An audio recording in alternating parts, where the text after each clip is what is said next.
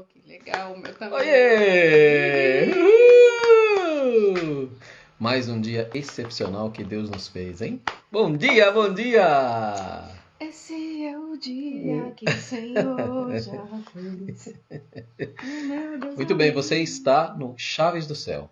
Todos os dias, de terça a terça, De quarta a quarta. de quarta a quarta, de quinta a quinta, de domingo a domingo, às 6h10 da manhã. Todos os dias a gente vai te trazer um pãozinho fresquinho do céu. Ok? Então vamos começar com a nossa oração. Vamos lá.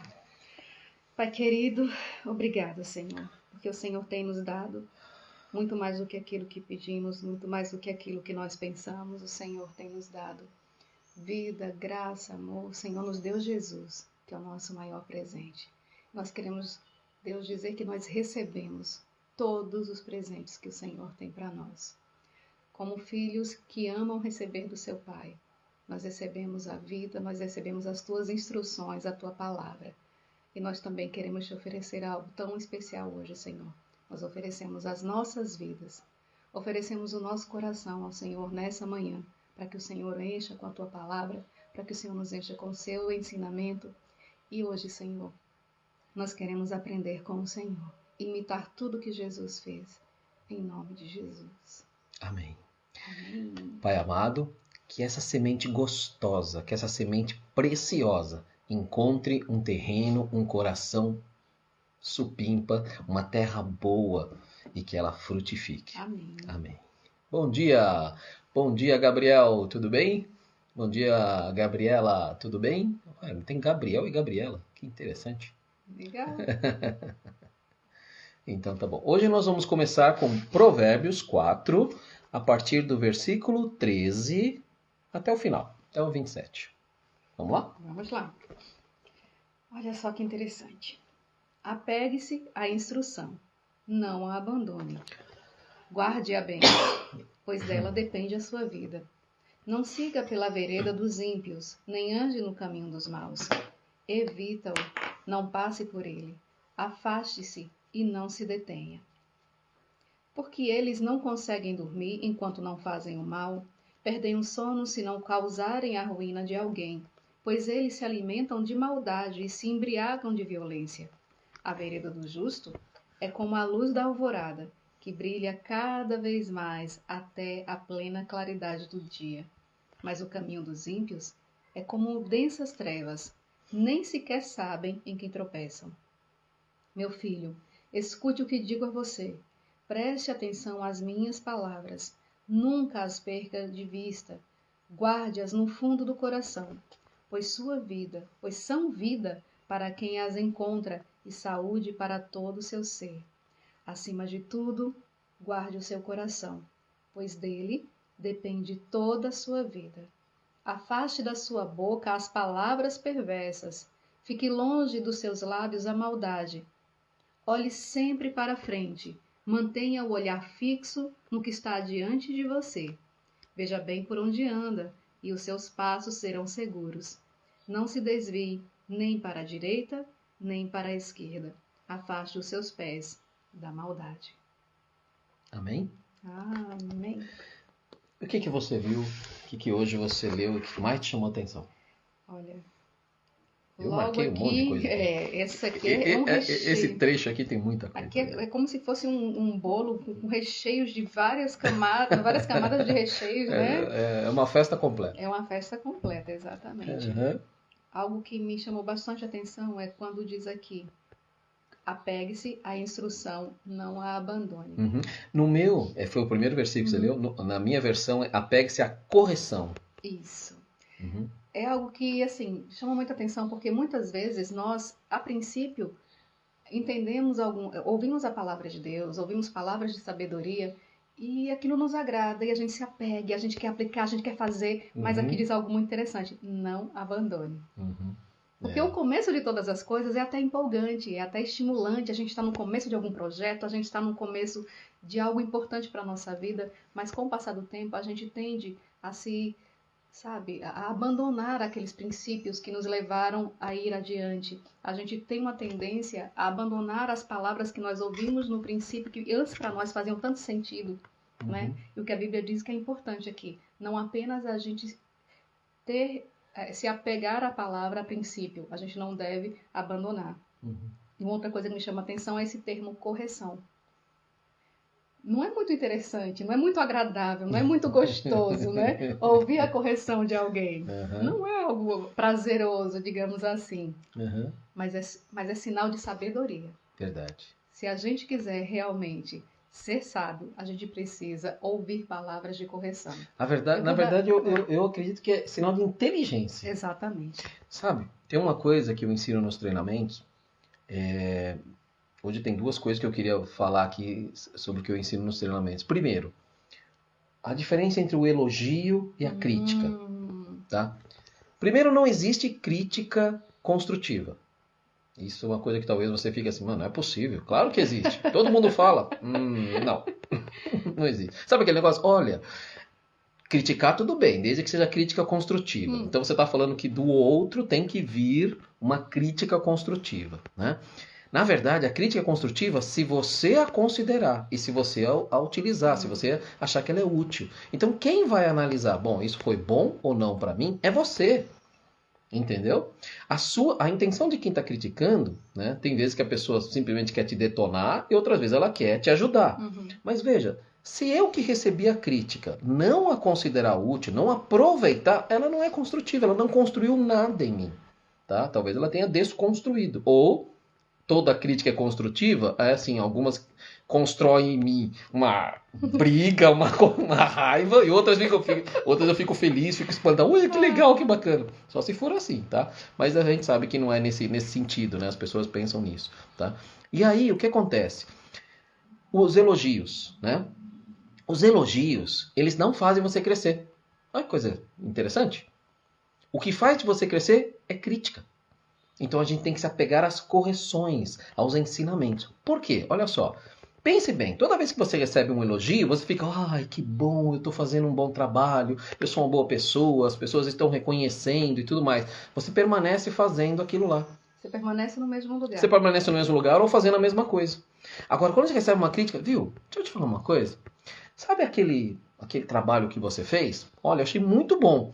Mas pensa bem, e se você fizesse dessa forma? O que você acha? É verdade. Olha, eu ia fazer muito melhor, mais rápido, ia atingir mais pessoas, ia ser muito mais bacana. Crescer, né? Isso. Percebeu que é a crítica que faz você crescer? E a crítica, né? Nós estamos falando de crítica, de correção, de ensinamento. Ela faz você ser prudente, inclusive. Puxa vida, ó, eu consegui ver que eu preciso tomar cuidado. Já o elogio, não. Sabe quando eu digo assim que aceitar a correção é sinal de sabedoria? Eu me peguei pensando no seguinte exemplo. Digamos que você está na sua empresa, no seu trabalho, e um colega seu, que você sabe, né? Ele chegou para você e tal, e disse, olha, tem um cuidado aí no que você está fazendo, porque a gente está percebendo que com o tempo você ficou um pouco distraído e tal. Tá acontecendo alguma coisa com você, você não está rendendo do jeito que você rendia. O que uma pessoa sábia ela faria? Ela analisaria. De quem está vindo essa crítica? Uma pessoa que não vem fazendo fofoca. E outra coisa, eu vou analisar, deixa eu olhar aqui os meus resultados. Olha, no mês passado eu rendi tanto, aqui eu tô... Vai analisar. Já uma pessoa, quando ela não é sábia, a primeira coisa que ela vai fazer é deve estar rolando fofoca com o meu nome aqui. deve estar rolando... Não, isso não acontece. Não, imagina, né? Isso não acontece. Então, só conosco assim, já aconteceu. Então, a questão é... Pessoas sábias, elas aproveitam as oportunidades para se analisar e para crescer. Pessoas, quando não são sábias, elas procuram os culpados para o que está acontecendo. Ela não procura correção. Sabe, às vezes as pessoas falam assim, olha, eu gosto de crítica, é bom que me criticam. É muito raro alguém gostar de crítica, tá? Porque crítica não é um negócio legal, não é um negócio bacana. Não faz cosquinha no nosso ego. Não faz cosquinha no nosso ego, né? Não deixa a gente, gostou, vai ser bonito, vai ser bacana, vai ser legal. Mas você tem que aprender a apreciar a crítica, a ver aquilo com olhos melhores. E aí, aqui está falando sobre os olhos olharem direito, as suas pálpebras olharem diante de ti. Sim. Você ter um olhar para aquilo que você está percebendo, quanto isso é útil, né? E aí você fala uma coisa muito, muito interessante. Sabe, vamos falar um pouquinho de trabalho. Sabe quando você gostaria muito de ser valorizado, de um dia ser chefe, né? De um dia estar assim numa boa posição, tá? Ó, você que tá chegando agora, nós estamos em Provérbios 4, desde o versículo 13 até o 27, até o final, tá bom? Bom dia para você. Oiê! E aí, você está querendo crescer, ou então você gostaria de aprender a como ser um líder, como amanhã assumir uma posição de liderança. A Sol falou algo muito importante. Quando você recebe uma instrução, quando você recebe uma crítica, Um quando toque. você. A gente mais Aquele toque, deu né, um aquela toque. dica, você analisa de quem está vindo aquela dica. Qual é o proceder daquela pessoa? Como que aquela Uhum. pessoa é, né? E pode ver que muitas vezes essa pessoa, às vezes, ela te dá uma sugestão, uma dica de algo que ela mesma pratica, né? Isso. Quer dizer, ela te avisa, ó, não faça isso, e ela E faz. ela faz. Então, você não considera. Então, vamos lá. Olha que bacana você analisar isso de outra forma.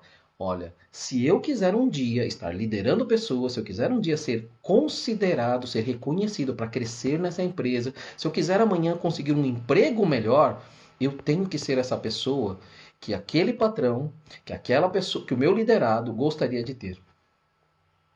Olha. Pegou? Olé! Dica do céu. Legal?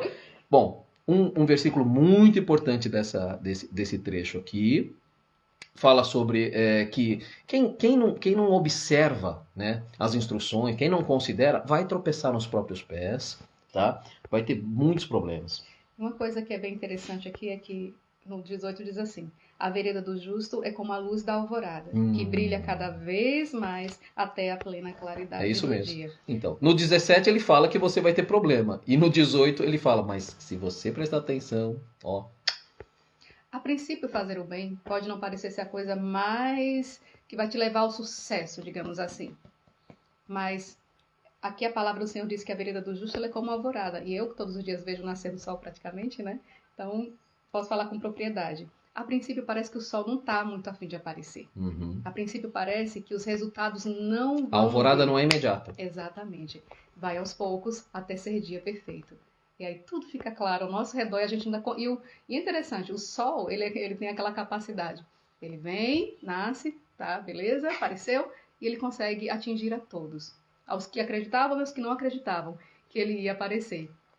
Da mesma forma, ser justo, andar pelas veredas da justiça. Muitas vezes pode ser que muitas pessoas não acreditem que vale a pena fazer o que é correto. Muitas pessoas podem acreditar e até tentar te convencer de que não é a coisa mais certa a se fazer, é coisa de bobo você insistir nisso. Uhum. Mas aos poucos a luz aparece. E até mesmo quem nos critica,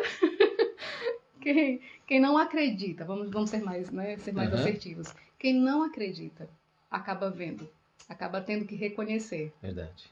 Olha só, Se fazer. versículo 23, para a gente fechar com chave de ouro aqui. Bora lá.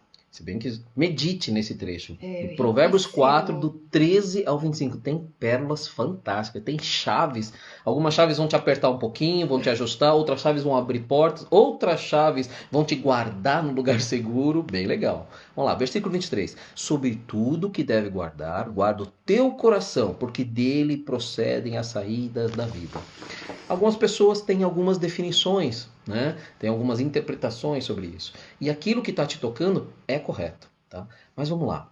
Vou te dar uma dica que eu falo, inclusive, nos meus treinamentos sobre neurociência.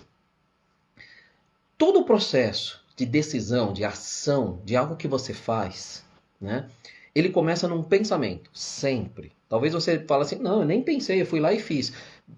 Às vezes ele está tão automático que o cérebro é muito rápido. Foi um zissegundo e ele já processou. Então tudo começa com um pensamento, que ele vai gerar um sentimento, que vai gerar uma emoção, e aí nós já estamos no coração, né? Veio para a emoção, para o coração. E aí ele gera uma ação, que vai gerar um resultado. Ok? Então é um processo assim, ó. Ok? Pensamento gera um sentimento, uma emoção, que gera uma ação, que gera um resultado. E depois vai gerar um novo pensamento. Tá? Eu não vou entrar no detalhe aqui agora, mas o mais importante é o seguinte, é que tudo começa no pensamento e ele vem para o coração, e daí vai para a ação. Sempre que você age de alguma forma, você agiu porque houve um sentimento, uma emoção envolvida. Talvez você não perceba essa emoção, mas passa por aqui. E a Bíblia é tão sábia, é claro, quem criou a Bíblia foi o Criador da sabedoria. Que é o meu Criador, que é o seu Criador. Pois é.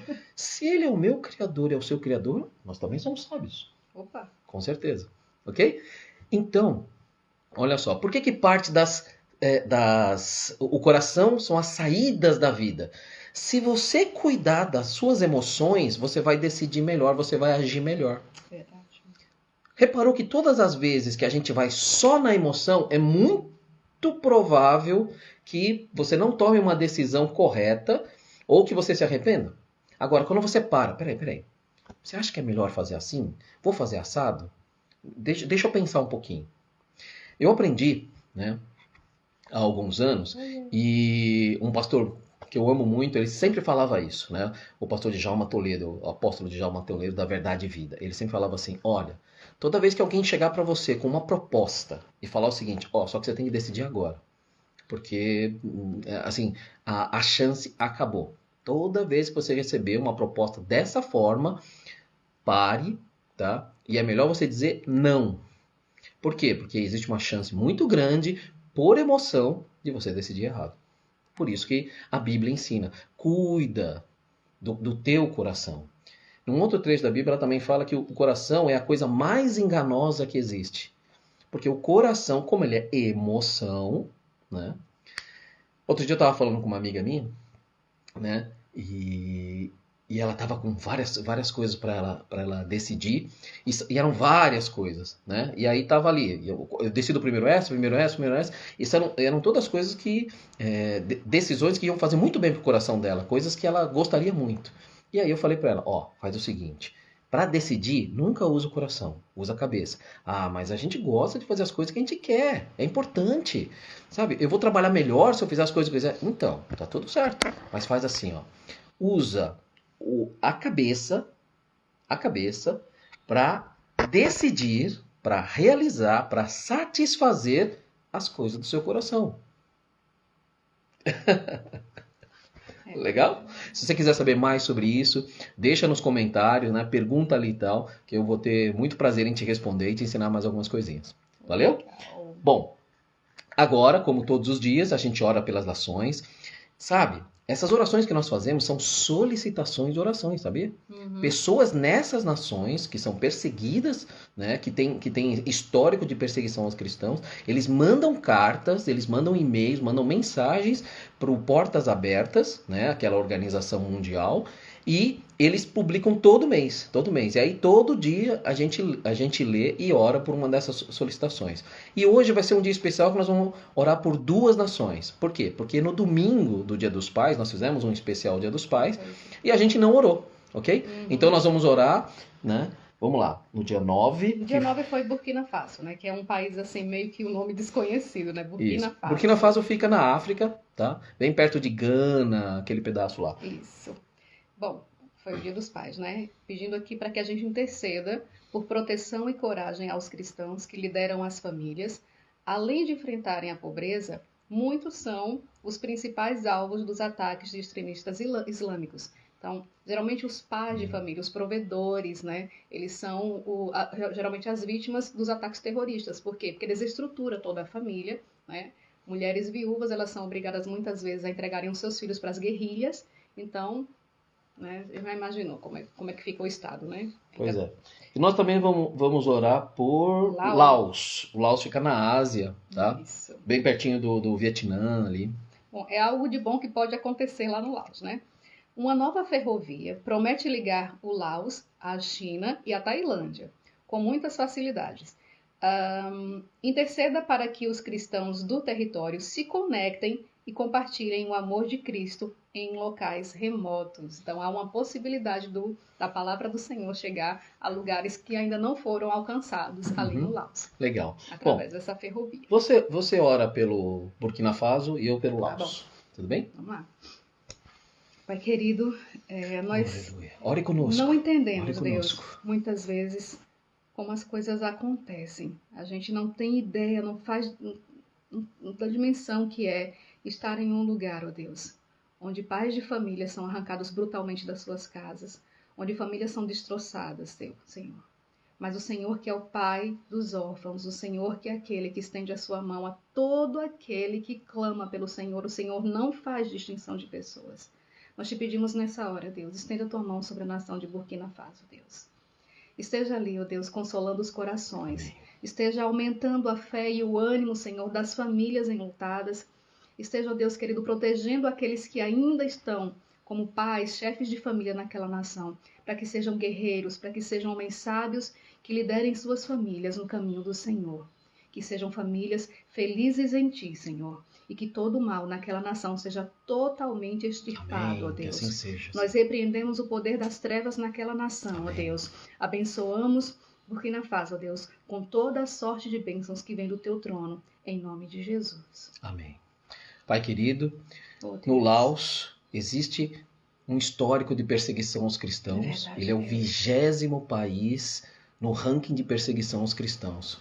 Ele está ali do lado da Tailândia, está do lado do Vietnã. Pai, a tua providência tem chegado até lá. É verdade. Essa estrada de ferro que tá ligando a China, a Tailândia e o Laos pode ser muito bem utilizada para Propagação do Teu evangelho. o espalhar das tuas boas novas, do Amém. teu evangelho, Sim, o espalhar Deus. da tua verdade, a tua verdade Sim, que Senhor. cura, que liberta e que salva. Chega, ajuda. Pai, que o seu favor esteja sobre o Laos, que a tua mão de justiça esteja sobre os dirigentes, que tudo que é recurso nessa terra e debaixo dos céus seja utilizado para levar a tua verdade, para libertar e para proteger aqueles que são perseguidos. Amém. Eu declaro, em nome de Jesus, o Laos te pertence, Jesus. Amém? Olha, você tem colocado alguns comentários, tipo o Lucas, ele falou assim, ó, e quando essa emoção é negativa? Eu vou ter muito prazer de conversar com você, tá, Lucas? Deixa, por favor, lá nos comentários, tá? Aqui você colocou aqui, né? Quando o vídeo, nós vamos deixar o vídeo gravado, né? Coloca ali uma mensagem para mim, aí eu me comunico com você. E se você quiser que a gente comece a fazer vídeos especialmente para tratar de assuntos assim, assuntos que destravam a gente, assuntos que nos fazem decolar, né? Porque às vezes a gente não se sente um pouco preso, coloca lá nos comentários que eu vou ter muito prazer, tá? De dividir isso com você. Legal? Então chegamos ao fim de mais um Chaves do Céu. Que você tenha sido abençoado. Amanhã, 6h10, nós estamos aqui de volta. E nós dizemos todos os dias: venha o teu reino, seja feita a tua vontade, assim na terra como no céu. Beijo, beijo. Até amanhã! Fiquem com Deus.